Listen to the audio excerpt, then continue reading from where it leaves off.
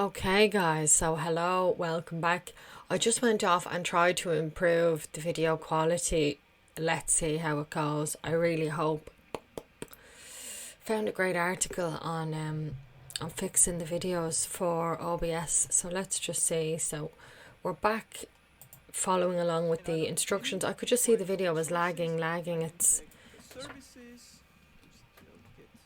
so here we have I just have one default service. the commands that we just ran, so that's super. I can list any Kubernetes components.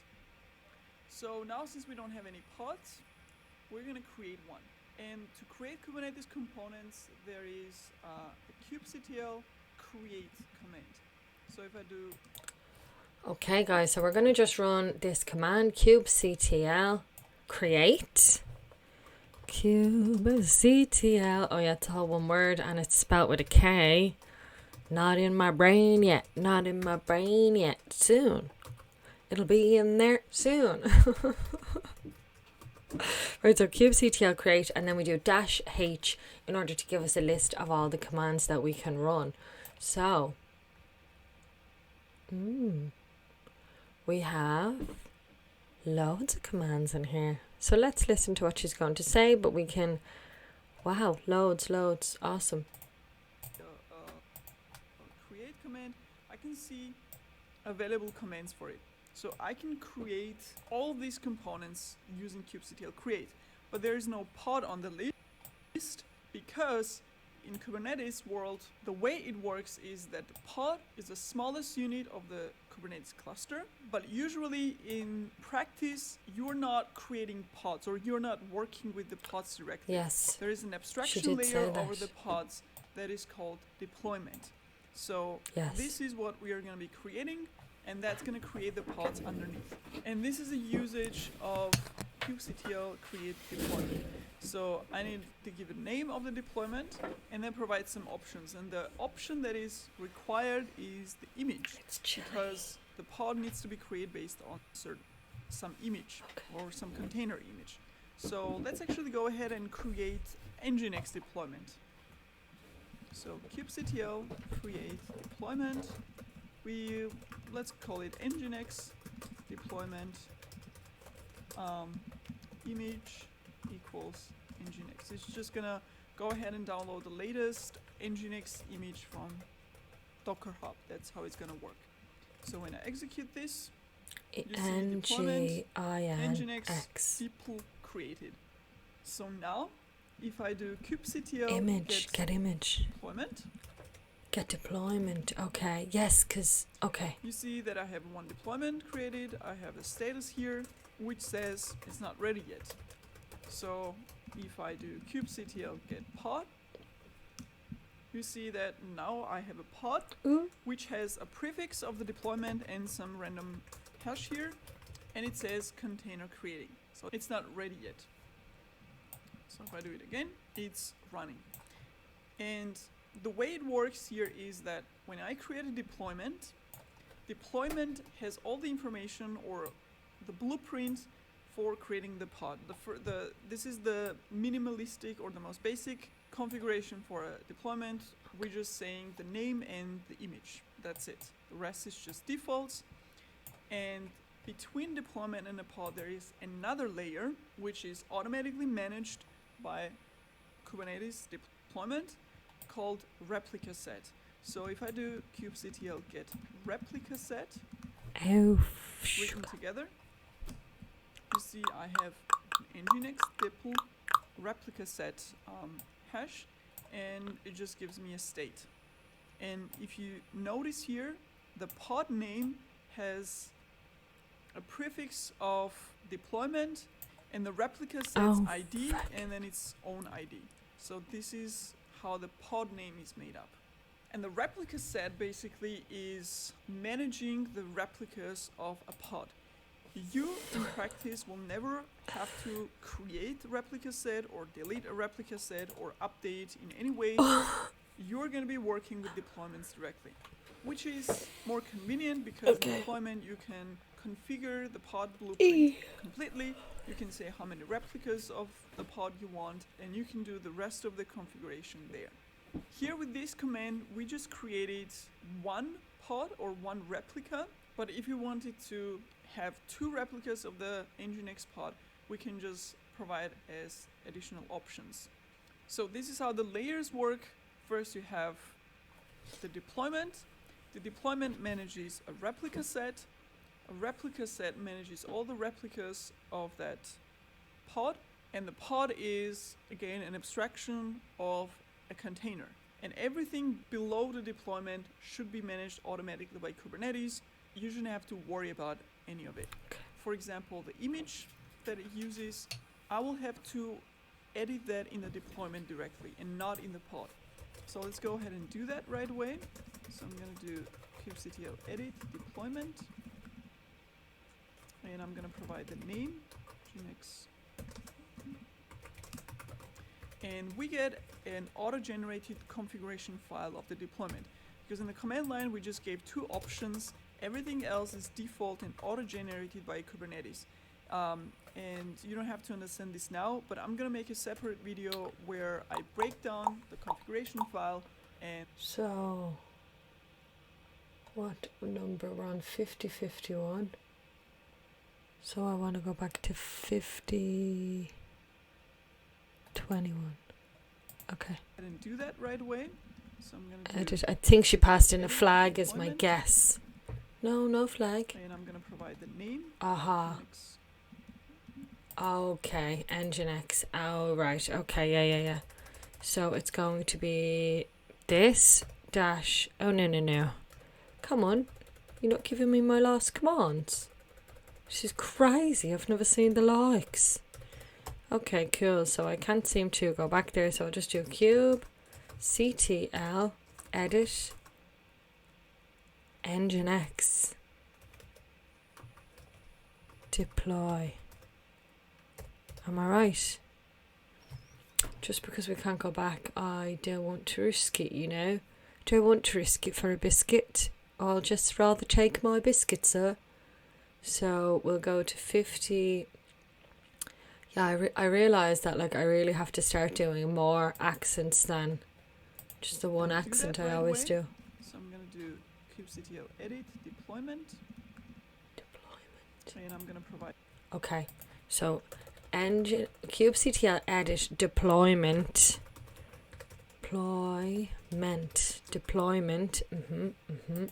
The name, Nginx. And then we gave it the name Nginx. Yeah, DEPL. Okay, yeah.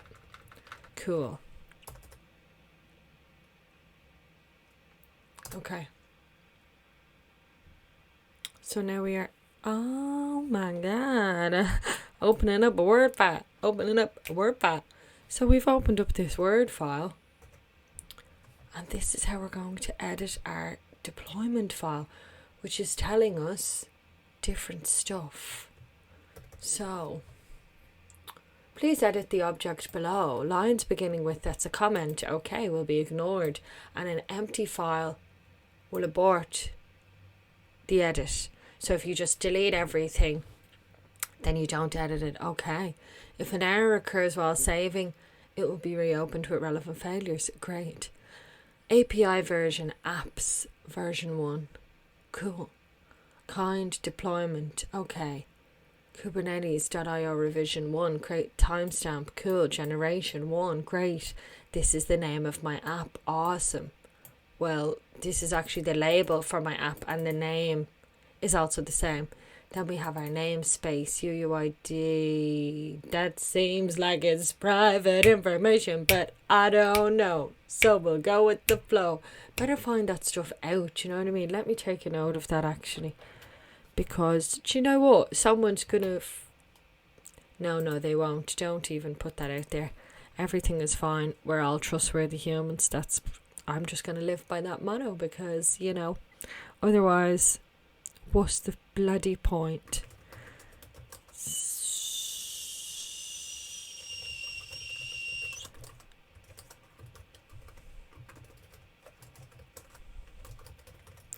Okay. Cool. So let's just see what she's going to say about this. And we get an auto-generated configuration file of the deployment. Because in the command line we just gave two options. Everything else is default and auto-generated by Kubernetes. And you don't have to understand this now, but I'm gonna make a separate video where I break down the configuration file and the syntax of the configuration file. For now, let's just go ahead and scroll to the image, which is somewhere down below. And let's say I wanted to fixate the version to 1.16 and save that change. And as you see, deployment was edited. And now when I do kubectl get pod,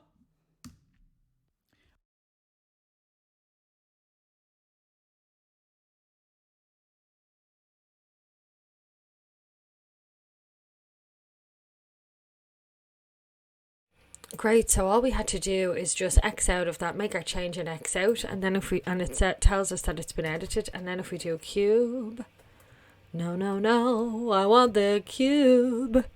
So cube Ctl get pod, we should have the information that this is version, that we have a version 1, I presume. I see that the old pod, so this one here is terminating and another one started 25 seconds ago. So if I do it again, the old pod is gone and the new one got created with the new image. And if I get replica set, Okay. I see that the old one has no pods in it and a new one has been created as well. So we just edited the deployment configuration and everything else below that got automatically updated. And that's the magic of Kubernetes, and that's how it works. Okay. Another very practical command is kubectl logs, which basically shows you what the application running inside the pod actually logged. So if I do kubectl logs, and I will need the pod name for this, I will get nothing because Nginx didn't log anything. So let's actually create another deployment from MongoDB. So let's call it Mongo deployment, and the image will be Mongo. So let's see, kubectl pod. So now I have the MongoDB deployment creating. So let's go ahead and log. Okay, so it should be image equals Mongo. We got the response back when I typed in --image -Mongo unknown flag because it should have been the flag image is equal to Mongo. We're telling it to use Mongo database here.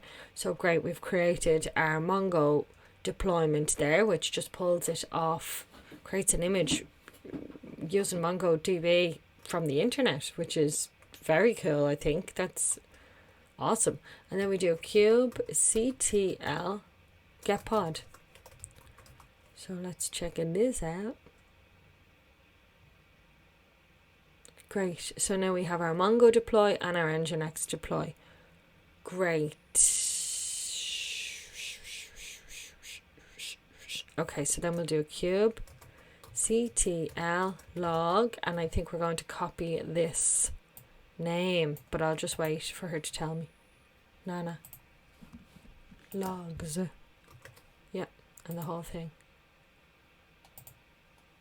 This status here means that pod was created, but the container inside the pod isn't running yet. And when I try to log, obviously it tells me there's no container running, so it can show me any logs. So let's get the status again.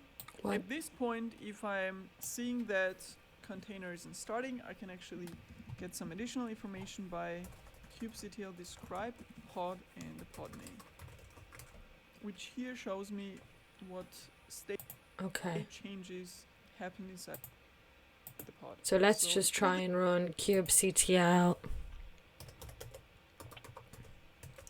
logs for this pod.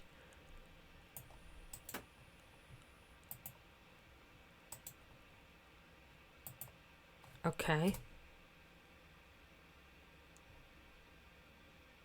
Is waiting to start. Okay, yes, that's what we expected to see. So what did she just run to get this extra information about the pod?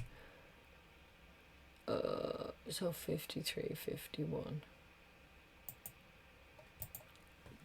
So now let's log it. Okay. kubectl logs. And here we see the log output. So it took a little bit, but this is what the MongoDB application container actually logged inside the pod. And obviously, if container has some problems, it's going to help with debugging to see what the application is actually printing. So let's clear that. Okay, we did not see this yet, so And get the pods again. right, well, let's just go and get the So pods. another very useful command when debugging, when something is not working or you just want to check. So now it's what's going running, on. so getting the logs should work, I think. You just need to give it a moment to get the logs, and there we got our to run, and then we can get the logs. And if there's any issues, logs are always so much fun, you know. People are like competent people, like really competent programmers are like, check the logs, what's going on? And I'm like, I can't find the log. Getting better at it now, but yeah, logs, you know. But it is very useful, you know, and there's something that we all need to get comfortable with, so great to practice, you know. And yeah, it'd be great if she did a bit more work on these, because although look, you can figure it out if you just spend enough time, but even finding them can be difficult to begin with. If someone's just like, check the logs, I'm like, where are the logs? So yeah. And so the pod is kubectl exec. So cube. So basically what it does is Ctl that it gets the terminal exec. of that MongoDB application container. So if I do Ctl. kubectl exec interactive terminal, that's what IT stands for. Mm-hmm. I will need the pod name, dash dash. Okay, so I will just... Okay, and then we need dash dash bin bash. Dash dash bin bash. So...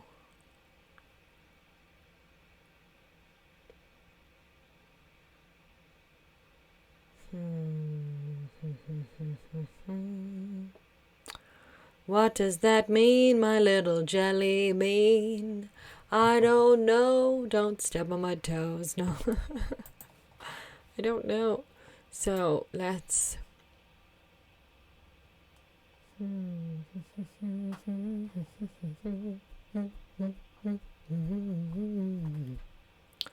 Okay.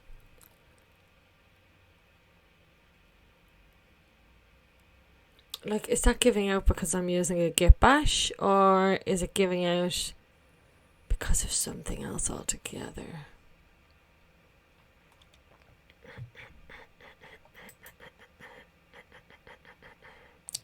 Let's try and do this just in the terminal to make sure, and just to see. So terminal, I don't know why I can't get this to zoom in, but maybe that's a thing.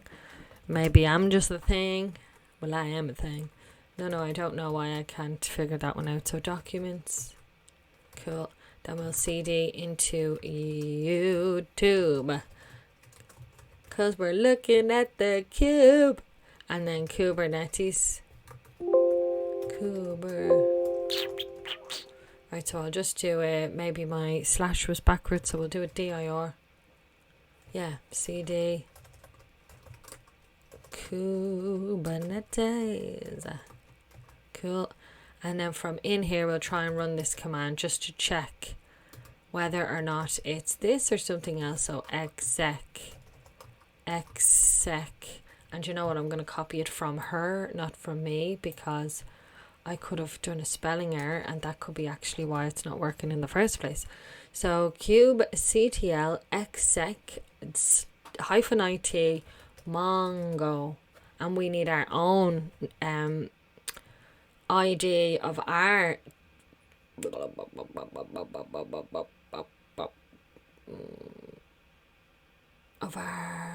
master node database. I'm not sure if the correct terminology, we said it was a, I can't remember, but this thing here is obviously going to, I have my own unique ID because this is my created instance of my Mongo deploy. It's a deployment. So this is my Mongo deployment and this is hers. So you can see that the numbers there are different because they're unique to this particular deploy. That's how you can access and spin them up and stuff. So they most likely aren't going to be the same, you know. I think they're not going to be the same. But then again, it's probably unique to your machine, so it doesn't have to be a totally unique number. Maybe off some mad coincidence, you know, you could get a video and you having the same one, because I guess it's machine specific, but I don't know. Basically, this is a unique identifier for this particular deploy, so I need to copy my own number, not hers. So 5FD 6B7 D4 B4 hyphen N9 D G2 dash bin / bash baby. Enter. Hey, so it was just the wrong terminal. That's exciting. Definitely wasn't expecting that to be the case. Just had a good instinct, so I went with it. Oh, I'm delighted about that now. Look at that. Great. So cool. So with this command, yes, I get the terminal of the MongoDB application container. And as you see here, I am inside the container of MongoDB as a root user, so I'm in a completely different setting now. Oh. And as I said, this is useful in debugging or when you want to test something or try. Right, so now we are inside this deployment. So we've created a deployment, which is a self-contained area for our front end, our back end, our database, our application. In other words, our database and our application is what's going to go in there. They're going to communicate. We have some settings that ties it together. And that's all contained within one deployment. So you've got your pods and your backends. And now we are going inside this pod with this command, the cube Ctl executing it. And we want to spin up this deploy. And we're in the root. And we can do ls because this is a Linux based system. And look at us in there now. So this is what's in here. We have different stuff. It's like a whole little computer. That's the whole point. You have a self-contained space that can run its own stuff. Cool. Try something. You can enter the container, get the terminal, and execute some commands inside there. So we can exit that again. And of course, with kubectl, I can delete the pods. So if I do get deployment, I misspelled that, so kubectl deployment, I see that I have 2 of them, and if I do kubectl get pod and replica set, I have also 2 of them. So let's say if I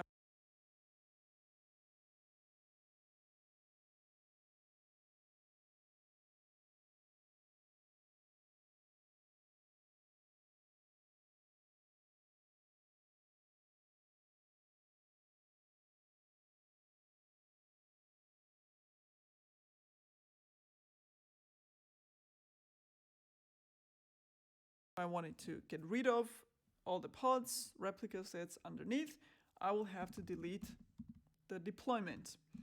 So delete deployment, and I'll have to provide the name of the deployment.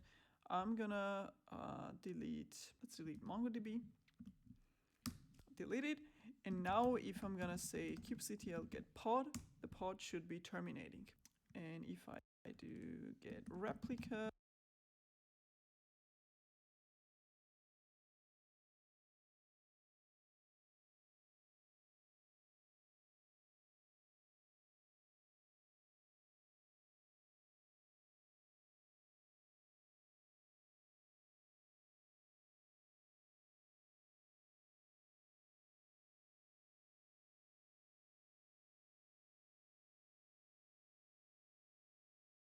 set, the MongoDB replica set is gone as well. And the same if I do delete deployment Nginx depl and do the replica set, see everything gone. So all the CRUD operations, create, delete, update, etc. happens on the deployment level, and everything underneath just follows automatically. In a similar way we can create other Kubernetes resources like services, etc. However, as you notice, when we're creating Kubernetes components like deployment using kubectl create deployment, and I misspelled it all the time, you'll have to provide all these options on the command line. So you'll have to say the name, and you'll have to specify the image, and then you have this option 1, option 2, etc. And there could be a lot of things that you want to configure in a deployment or in a pod. And obviously it will be impractical to write that all out on a command line.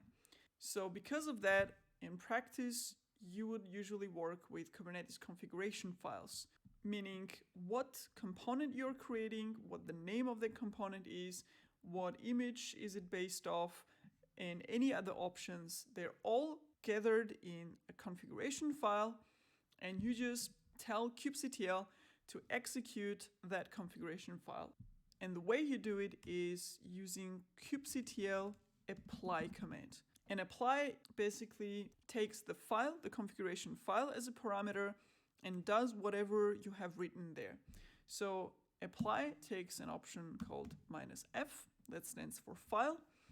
And here you would say the name of the file. So this will be the config file.yaml. This is the format that you're usually going to use for configuration files.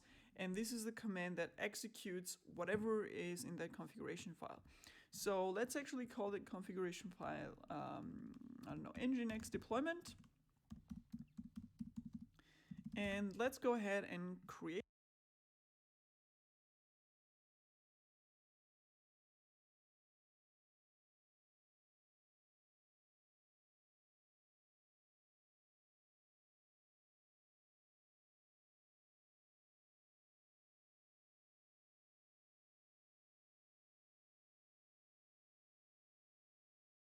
A very simplistic, super basic Nginx deployment file. So here I'm gonna create that file.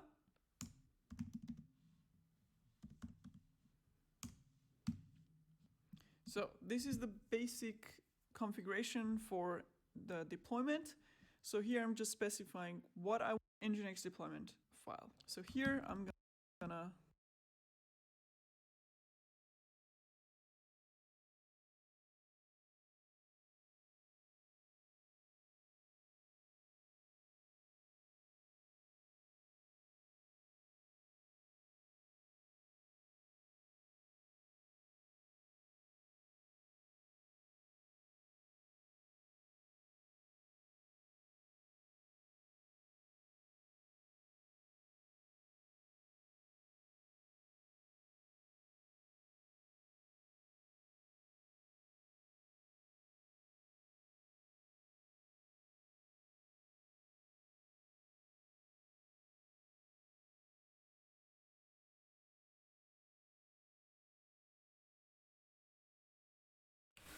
Okay, guys, it's freezing, so I just turned down my microphone for a minute while I turned on my heater because my legs are.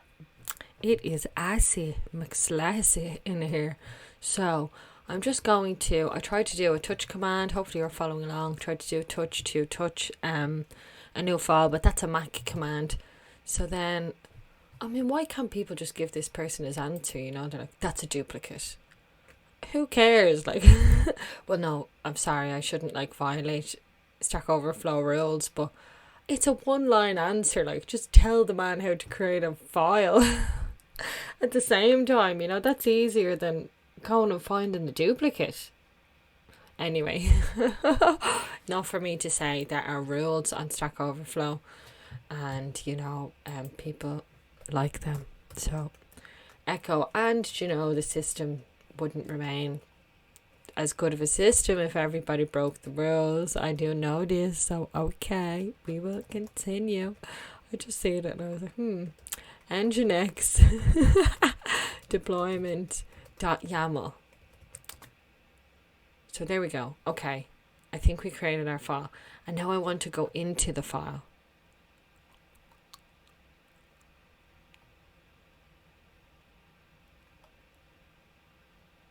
Oh, I could have used Windows subsystem. I like that. Let's try and do that just to see. It should tell us we already have the file in that case, you know. So WSL touch. I've never seen this before, so that's exciting. I love new things. I love all things. Oh. Okay, and then how did she go into it? Create that file. Vim. And then just the name of the file. Okay, so Vim, name of the file. Ooh. Okay, so I can't use Vim either because I don't have it installed, I think, which I really should. So let's see how we get Vim going. So Vim on Windows. How? Install Vim. Yeah, okay. So I think we should do this. We should be using Vim. We all should be using Vim. Well, you know, do what makes you happy. I haven't had much of a need for it yet. Definitely have it on my work computer. I don't know whether... Yes, Linux and Mac have it installed by default because I've definitely used this on Macs in many previous jobs. So, but if you're on Windows, you have to install it yourself. Okay, so let's just do this because this is exciting too. So, we are going to be installing Vim, my dear. Vim. So, download the latest version straight from Vim themselves, innit? Straight from the Vim. So we'll open up. Has anybody seen Ali J? Like, he's one of my favourite characters ever. I just think he is so funny. Oh my god, I used to watch his show with my mom and my dad. So very, very funny. Brilliant. Check out Ali J if you haven't seen him. So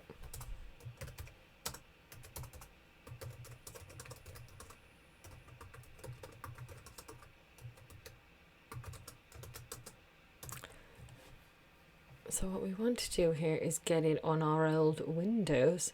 Why have they got all these options? Here we go, Windows. 32-bit installer. This page will help you decide what to download. MS Windows Alternative is the standard self-installing executable. That sounds okay to me. Let's just go for the standard self-installing, execute it. Perfect. Let's save this in our downloads. So, coola boola. We will open this up now. I'll go back to... They have a built-in self-executing installer. Perfect. That does it right on your hard drive. Cool. This is opening when complete. So I'm just reading ahead here. Note that for Windows you will technically download something called gvim, which is a version of Vim that includes a basic graphic user interface, a GUI. You can install it by downloading this executable installer. So that is what we're installing. So won't worry about that for the moment, because hopefully we have it covered. All going well. So just going to close some stuff here. Have like a million windows open, and perhaps that is... Oh, there we go. We're ready, are we?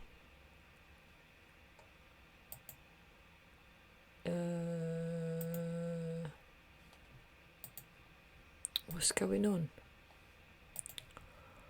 Why are you being slow, innit? Oh, no, that's the... Oh my god, this is the guys. Oh, stop. Continue. No, we should laugh at these funny things. I thought this was the box that popped up. It is not. It is the article. Okay, so please select a language. English, yes, please. It's the only one I speak. Trying to learn Espanol mi whole vida. So, setup will guide you through the installation of Vim 8.2. It is recommended that you close all other applications. Not a hope. Sorry about that. This will make it possible to update relevant system files without having to reboot your computer. Don't think I can do that for you, Vim. Do you know what I'll do? I'll close down my terminals because that seems very tightly coupled to your own functionality. But other than that, you're going to have to take a jump. So let's just click next and see what happens. I'm gonna cough, excuse me. Right, so let's just click I accept, next. This is all okay. So he's just saying, oh, full. We should go for the full, should we? But you reasonably large hard drive. I do not. Everything is bloody slowing on me. I need a new computer, so good for you, mate. I'm only joking, but no, I do not have a reasonably large hard drive. Everything is about to... It's getting very full, innit? Everything. I've got to find more space. Got to get a new computer, I think. So, but anyway, it's going good for the time being. We're just making our way downtown. Ooh, great. Cool. So let's see if this has worked, right? Which will be super exciting. So I'll just go back a second. So where were we? We're in our regular old terminal. We were CD into our documents. Documentalis. Just making words up again in my head. Nobody knows what that means, but I think it's not obscene. Documents. And then we will CD into Kubernetes as well. Oh, come on. Who's doing the C? Ain't me. Kubernetes. LSDIR. To tell us where we are. So, and then CD. YouTube. Apologies. So I was trying to skip ahead. A level. CD Kubernetes. Now we should have Kubernetes. My caps lock is on. Did not think that would work, but it did.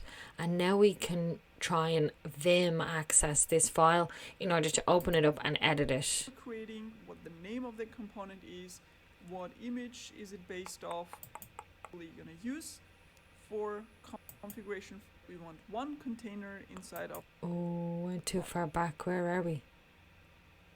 Yeah. Okay, so we started in this this. Video, I'm pod. Let's just watch for a moment. In this video, I'm going to show you the syntax and the contents of Kubernetes configuration file, which is the main tool for creating and configuring components in Kubernetes cluster. If you've seen large configuration files, it might seem overwhelming, but in reality, it's pretty simple and intuitive, and also very logically structured. So let's go through it step by step. So here I have examples of deployment and service configuration files. Okay, so we definitely haven't got here yet anyway, so let's go back a bit. Here we are. Okay, perfect. Look at that. So, Vim, Nginx, let's see. Okay, so we haven't installed Vim correctly, it seems, or something is up with Vim. So that's okay. We'll continue to set Vim up in the next episode. I'll see why I cannot access it here. Vim is not recognizable. So what's going on with this README?